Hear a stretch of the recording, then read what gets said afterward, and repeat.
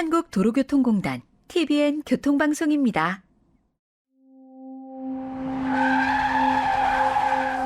예기치 못한 상황에서 맞닥뜨린 대형 교통사고는 평범한 일상을 하루아침에 무너뜨립니다.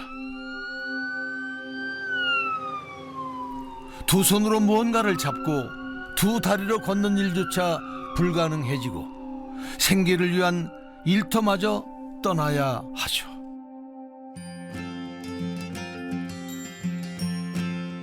교통사고로 장애를 얻은 이들에게 가장 절실한 것이 일상으로의 복귀일 텐데요. 이를 돕는 것이 바로 재활의학입니다. 장애를 완전히 피할 수는 없지만 환자와 함께 고민하는 의료진들이 있기에 희망의 불은 꺼지지 않습니다.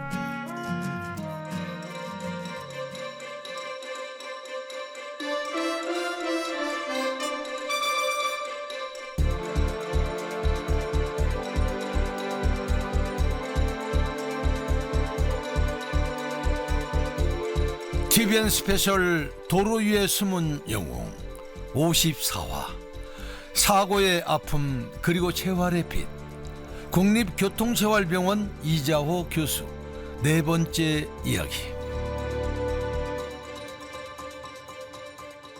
안녕하세요. 도로 위의 숨은 영웅 방송인 김성환입니다. 교통사고로 크게 다친 환자는 외상치료만 마치면 별 문제 없을 것 같지만 퇴원 후 사고 당시의 충격과 후유증 때문에 다른 질병으로 이어지기도 합니다. 국립교통재활병원 이자호 교수는 통계를 활용해서 재활치료의 효과를 높이고 더 나은 서비스를 제공하기 위한 연구에 적극 나서고 있습니다. 장애를 얻은 환자가 일상적인 삶을 이어가도록 돕는 것이 점점 더 중요해지기 때문이죠. 옛날에는 사망률이 주요 이슈였는데 외국에서도 외상에서의 여러 고리의 맨 끝은 재활이거든요.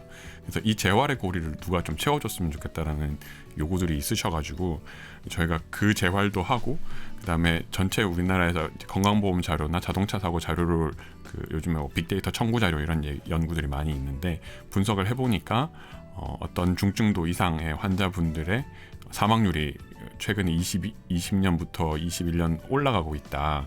그래서 오히려 중증 외상에 대한 예방 가능 사망률은 잘 낮춰져서 유지되고 있는데 중간 정도 되시는 중등증, 쉽게 말하면 중등증은 어느 정도 되면 고관절 하나 골절 정도, 막 다발 외상 이런 분들은 중증인데 중등증 외상이신 분들의 70세에서 80세 이상 사망률이 약간 꺾여서 올라가고 있는 것 같은데 이건 좀 눈여겨봐야 될 것 같다 이런 보고를 드렸더니 최근 눈부시게 발전한 빅데이터 기술은 정확한 데이터가 쌓일수록 원하는 결과를 쉽게 예측할 수 있도록 합니다.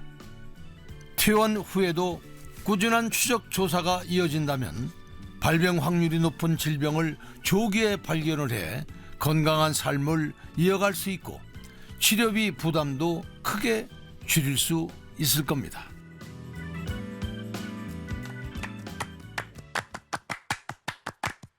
이자호 교수가 이끄는 교통재활연구소는 고령 운전자와 연계한 연구도 진행 중입니다.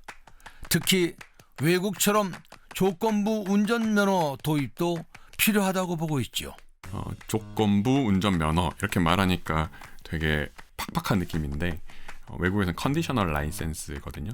어떤 상황에 맞게 라이센스를 준다는 뜻인데요. 옛날부터 미국은 주별로 30년, 40년 전부터 이 사람은 낮에만 운전을 해라. 혹은 큰 도로는 나가지 마라. 혹은 더 복지가 잘 된 나라들은 상담을 다 해준 다음에 교회 가실 때만 운전을 정해진 경로로 가시면 면허를 드리겠다라고 하면 이제 운전하신 분들은 그거를 지키세요. 그런 식으로 사회적 합의로 그런 컨디셔널 라이센스를 줬거든요. 근데 이제 한국은 조금 흑백 논리가 되게 강하다 보니까 주면 주고 안 주면 안 준다가 되어 있는데 이제 지금 고령화 사회가 오고 그다음에 장애인들도 꼭 고령이 아니더라도 장애 인정 범위도 늘어나다 보니까 내 몸의 컨디션에 맞게 좀 이 다양한 컬러의 면허들이 필요한 거죠. 단 하나의 조건을 통과 못하면 아예 운전면허 발급을 안 해주는 게 아니라 낮에만 운전 가능, 지정 도로에서만 운전 가능, 정해진 경로만 운전 가능, 이런 식으로 운전 조건을 세분화하는 거죠. 고령 운전자가 집 근처로 이동할 때는 본인 차량을 이용하고 장거리를 이동할 때는 대중교통을 이용하도록 유도하는 제도라고 할 수 있습니다. 그거를 이제 시간 제한을 줄지 뭐 거리 제한을 줄지 혹은 일본처럼 어떤 뭐 세이프한 카를 쓰면 허락해 준다든지, 그러니까 그런 조건들을 몇 가지 만들어서 그거를 지키는 범위 내에서 면허를 준다. 그러니까 받을 범위는 사실 면허를 기존이었으면 못 받을 분들의 면허를 취득하는 범위를 넓히는 거에 취지가 있기는 있습니다. 근데 이제 나라에서 하는 일이 꼭 그렇게 흘러갈 것이냐, 혹은 너무 또 더 제한하는 방향으로 갈 거는 아니냐라는 걱정을 하고 있는 거를 당국에서도 많이 알고 계시기 때문에 최대한, 이게 고령자 조건부 운전면허라기보단 운전 고위험군 조건부 운전면허거든요. 사실 우리나라도 고령 운전자의 안전을 위해 검사 주기를 조금씩 줄여나가는 수시 적성 제도를 도입하고 있습니다. 지금 우리나라도 이게 더 복잡한 얘기인데 수시적성 검사라는 제도가 있거든요. 그러니까 정기적성 검사 10년에 한 번, 뭐 5년에 한 번, 75세가 되면 뭐 3년에 한 번 점점 줄이는 주기를 조정하는 정기적성 검사가 있고요. 그다음에 수시적성 검사는 나에게 몸에 어떤 상태의 변화가 생기면 뭐 건강보험공단, 국민연금, 병무청, 근로복지공단, 뭐 여러 이제 몸에 장애가 있을 것 같은 거에 정보를 수집하는 기관들에서 이제 그 경찰청에 그 자료를 보내서 그 대상자들 국민들에게 이제 검사를 지금 받으러 오세요. 왜냐하면 컨디션이 바뀌셨으니까요. 이게 이제 어떻게 보면 우리나라가 잘 전산화돼 있고 정보를 잘 취득하는 거에서 통보해 드리는 거잖아요.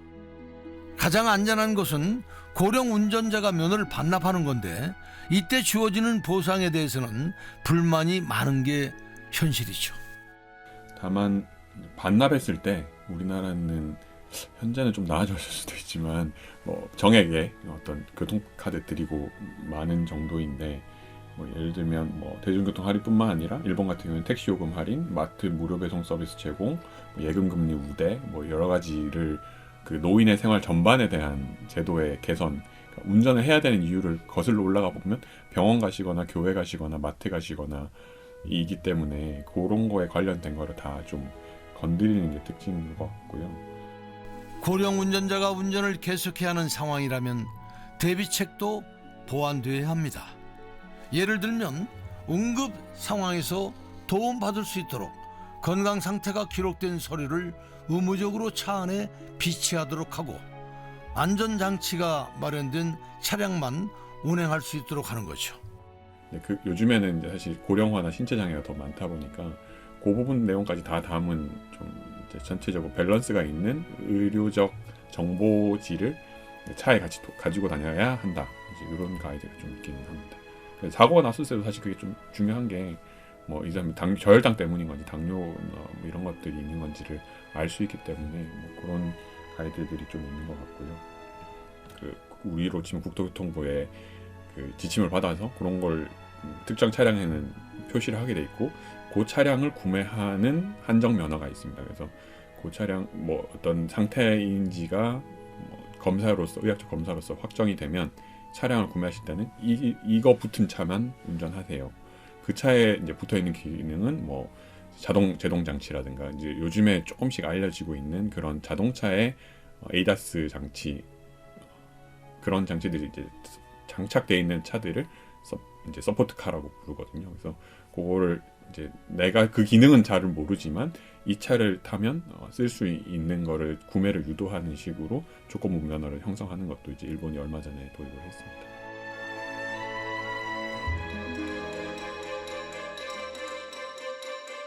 TVN 스페셜 도로 위의 숨은 영웅 54화 사고의 아픔 그리고 재활의 빛, 국립교통재활병원 이자호 교수 네 번째 이야기를 마칩니다.